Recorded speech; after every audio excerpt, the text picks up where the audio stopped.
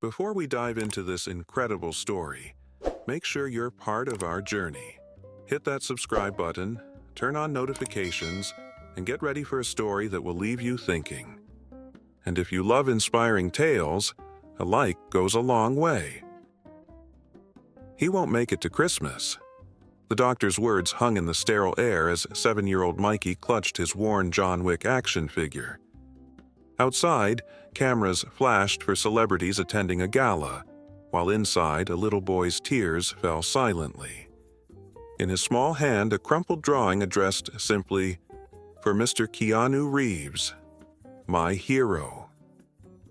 St. Mary's Children's Hospital gleamed under the city lights, rain streaming down its windows like tears. On the third floor, room 312 was dimly lit, the beeping monitors casting shadows across faded superhero stickers. Nurse Sarah adjusted Mikey's blanket, her smile not quite reaching her eyes. "Maybe tomorrow will be better," she whispered, knowing Hollywood was just miles away, yet impossibly distant for a dying child. The night shift changed, charts were updated, and Mikey's impossible wish was noted, then dismissed. Dr. Richards shook his head. "We can't give false hope," as he tucked away the letter that would never be sent. What no one knew was that 3 blocks away, in the rain-soaked darkness, a motorcycle stopped at a traffic light, and a phone lit up with a message about a boy who believed in heroes. If this moment made you feel something, imagine what's coming next. Hit that like button and stay with us. Subscribe now. Mikey's room was quieter than the others on the pediatric oncology floor. No family gathered around his bed, just a collection of movie memorabilia and drawings. His parents rarely visited anymore, the emotional toll too heavy to bear daily. Nurse Sarah had become his surrogate family, reading him stories about heroes who never gave up. Tonight, she watched him sleeping, his small chest rising and falling beneath the hospital gown, the action figure still clutched tightly. "He talks about him constantly," she told Dr. Richards as they reviewed charts at the nurse's station. "Keanu this, Neo that. He's convinced they're going to meet someday." "Sarah," the doctor sighed, removing his glasses, "we need to manage expectations, not fantasies." Outside, the storm intensified, rain hammering against the windows like impatient fingers. Across town, social media buzzed with celebrity sightings at the Children's Cancer Foundation Gala. Photographers jostled for position as stars walked the red carpet, smiling for cameras, their designer clothes protected by assistants holding umbrellas. Sarah scrolled through her phone during her break, pausing at photos of Keanu Reeves arriving at the event. He looked uncomfortable with the attention, dressed simply compared to others, his smile reserved. On impulse, she clicked Share on a patient advocacy page, adding a comment. "While celebrities celebrate, children like Mikey fight alone." His one wish? To meet his hero, Mr. Reeves, before time runs out. Her finger hovered over Post. Hospital policy strictly prohibited sharing patient information. With a heavy heart, she deleted the draft. What Sarah didn't know was that Amanda Chen, the night janitor who had befriended Mikey during her shifts, had already done something similar. A film student by day, hospital cleaner by night, Amanda had connections to production assistants and studio interns. Her message about Mikey had traveled through texts and emails, each person adding, "I don't know if this will help, but," before passing it along. At the gala, Keanu's publicist leaned in during a quiet moment between photo calls. "There's this thing circulating online about a kid at St. Mary's," she said, showing him her phone. Keanu read it silently, his expression unchanging. Around them, champagne flowed and celebrities networked, laughing too loudly at each other's jokes. A waiter with a tray of hors d'oeuvres skirted past, avoiding eye contact with anyone who wasn't famous. "What's the hospital's address?" Keanu asked quietly, pocketing his phone. Things are about to take a turn. Don't miss what happens next. Subscribe, like our video, and keep watching.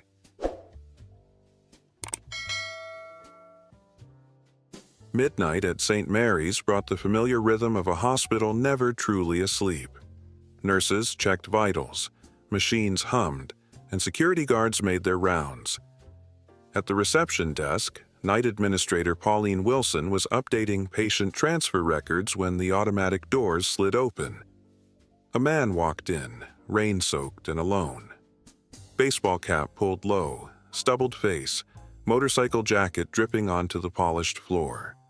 Hospitals saw all types at all hours, but something about him made Pauline straighten in her chair. "Can I help you?" she asked, her tone professional but cautious.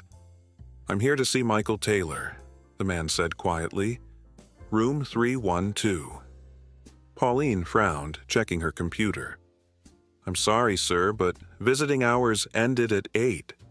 Family only for overnight stays, and you're not on his approved list."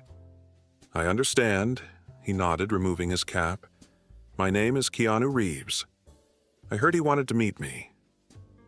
Pauline's fingers froze over her keyboard as the face registered. Not from movies, but from the photo Mikey had taped above his bed. "Mr. Reeves," Pauline stammered, reaching for the phone. "This is unexpected. I need to call Dr. Richards and security." "Security?" Keanu asked, his voice gentle but concerned. "Protocol," she explained. "And honestly, we've had celebrity impersonators before. Parents hire them when they can't fulfill their children's wishes themselves." Dr. Richards arrived within minutes. Skepticism etched across his tired face. He'd seen desperate families try everything, and celebrities made promises they rarely kept. He studied the man's ID, made a discreet call, and finally nodded. "Mr. Reeves, while we appreciate you coming, Mikey is sleeping now. His condition is fragile, and tomorrow's treatments are critical. Perhaps we could arrange something during proper hours." "I understand," Keanu said, his eyes reflecting genuine disappointment. "But I'm filming tomorrow and won't be able to return for weeks. Tonight is all I have." From down the hall, Nurse Sarah approached. She'd heard the commotion and recognized the visitor immediately from Mikey's treasured movie posters. "Doctor," Sarah said, her voice quiet but determined, "Mikey's awake. He had another nightmare." Dr. Richards hesitated, medical protocol warring with human compassion. 10 minutes, he finally conceded. Not a second more. And if his vitals show any distress, it ends immediately. Sarah led Keanu through sterile corridors, past rooms where other children fought their own battles. "He might not believe you're real," she warned. "The medications sometimes cause confusion." Outside room 312, she paused. "His parents rarely visit. They can't bear to watch him suffer, but he never complains. Just asks when he can go back to school and if Neo will ever make another Matrix movie." Inside, Mikey lay propped against pillows, drawing with crayons in the dim light, tubes and wires connecting him to machines that tracked his fading life. His small face, pale and thin from months of treatment, was focused intently on creating something from his imagination. A world where heroes always won and cancer didn't exist. When the door opened, he looked up expectantly, then froze, the crayon slipping from his fingers. This story is only getting deeper. What would you do in this situation? Comment below, and let's talk. "You're not real," Mikey whispered, his eyes widening as Keanu stepped into the room. "I'm dreaming again." Keanu moved slowly, respectfully, as if approaching something precious. "I'm pretty real," he said, his voice gentle, "though my friends tell me I need to prove it sometimes." He pulled up a chair beside the bed, maintaining a careful distance from the medical equipment. "Can I touch your hand?" Mikey asked, his small voice trembling. In dreams, people's hands go through things. Keanu extended his hand, palm up. With trembling fingers, Mikey reached out, stopping just short of contact, fear of disappointment holding him back. Then, with a deep breath, he pressed his tiny fingers against Keanu's. You're warm, he whispered in awe. You're really him. From the doorway, Sarah watched, tears streaming silently down her face. Dr. Richards stood beside her, his clinical detachment crumbling as he witnessed the pure wonder transforming Mikey's face. A child who had endured countless needles without crying was now overcome with emotion at a simple touch. I got your message, Keanu said, gesturing to his phone. Someone told someone who told someone else. That's how real heroes work sometimes, in teams. Mikey's face lit up. Like in The Matrix? When Neo needed Trinity and Morpheus? Exactly like that, Keanu nodded, noticing the drawings scattered across the bed. What are you working on? Mikey hesitated, then carefully gathered his papers. It's my comic book, about a boy who gets superpowers from his medicine. The doctors say my medicine isn't working anymore, but in my story, it makes him stronger every day. The monitors beeped steadily as Keanu examined each drawing with genuine interest. No rushed celebrity appearance, no performative compassion, just two people connecting over stories and imagination. This is really good, Keanu said, pointing to a particularly detailed scene. You've got real talent. Mom says artists don't make money, Mikey replied, matter-of-factly. But I won't need money if I don't grow up, right? The brutal honesty hung in the air. From the doorway, Dr. Richards watched Keanu carefully, wondering how a Hollywood star would handle such raw truth.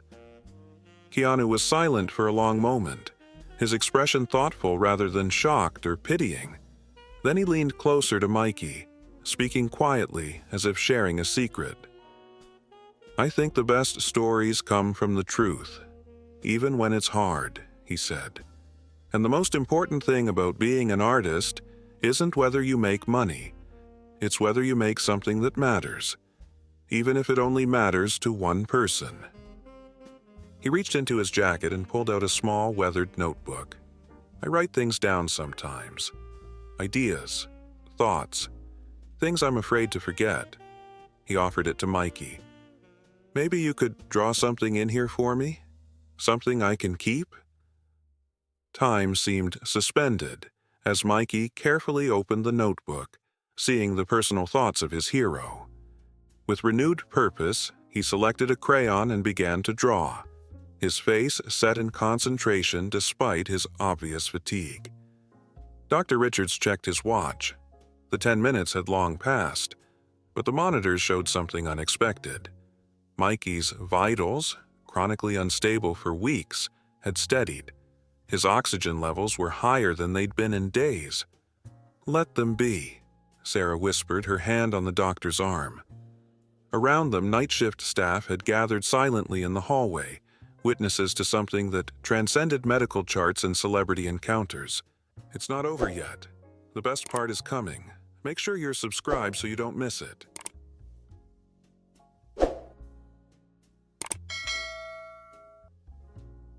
Dawn broke over the hospital, painting the corridors with soft golden light. Outside, room 312, Dr. Richards updated Mikey's chart with notes he never expected to write. Patient alert, responsive, elevated mood. Vitals stabilized overnight. Inside, Keanu was still there, having moved from the chair to sitting cross-legged on the floor, surrounded by action figures. Mikey's breakfast tray sat untouched as they debated the philosophical implications of the Matrix. Your publicist must be frantic, Sarah said, bringing Keanu a coffee. Probably, he agreed with a small smile, but some things matter more than schedules. When Mikey finally drifted to sleep, Keanu carefully tucked the action figure under the boy's arm and gathered his jacket. The notebook, now containing Mikey's drawing, a surprisingly skilled rendering of Neo offering his hand to a small boy in a hospital gown, went into his pocket. News traveled quickly through the hospital, not through press releases or social media. Keanu had asked for privacy, and everyone respected that wish. But through the whispered exchanges of nurses changing shifts and doctors reviewing cases, he stayed all night. No photographers, no publicity. Just sat with him, talking about superheroes and art. In the days that followed, something changed in room 312. The atmosphere shifted from quiet resignation to tentative hope. Mikey asked for his art supplies more often. He ate better. He smiled when the nurses came to administer his medications. 2 weeks later, Dr. Richards studied Mikey's latest test results with cautious optimism. "I can't explain it medically," he told Sarah, "but his numbers are improving. Not dramatically, but consistently. It's as if he found something to fight for," Sarah finished softly. On Mikey's bedside table sat a framed photo of him with Keanu, and beside it a business card with a private number and a simple message: "Artists need to stick together. KR double quote." Christmas came, the holiday Mikey wasn't supposed to see. The pediatric ward glowed with decorations, and room 312 overflowed with art supplies, anonymous gifts delivered weekly. Mikey's parents, witnessing their son's renewed spirit, began visiting more regularly, their own hope cautiously rekindled. His story remained private, protected by hospital staff who understood that true kindness needs no audience. But its impact rippled outward nonetheless, changing how they approach their most difficult cases. Dr. Richards found himself sitting longer with patients, listening to their dreams rather than just discussing their prognoses. On New Year's Eve, as the hospital corridors filled with subdued celebration, Mikey finished another page of his comic book. The superhero protagonist, once a thinly veiled self-portrait, now had companions, characters based on the nurses, doctors, and a quiet hero who appeared when hope seemed lost. When asked what made him keep drawing even on his hardest days, Mikey's answer was simple. Mr. Reeves said that being brave isn't about not being scared. It's about doing important things even when you are scared. My art is important to me, so I keep doing it. In a world obsessed with public gestures and viral moments, the most profound act of celebrity kindness remained known only to those who witnessed it. A reminder that true heroes don't need spotlights to illuminate their humanity. Wow, what a story! If this moved you, imagine what else we have for you. Hit that like button, drop a comment, and let us know what you think.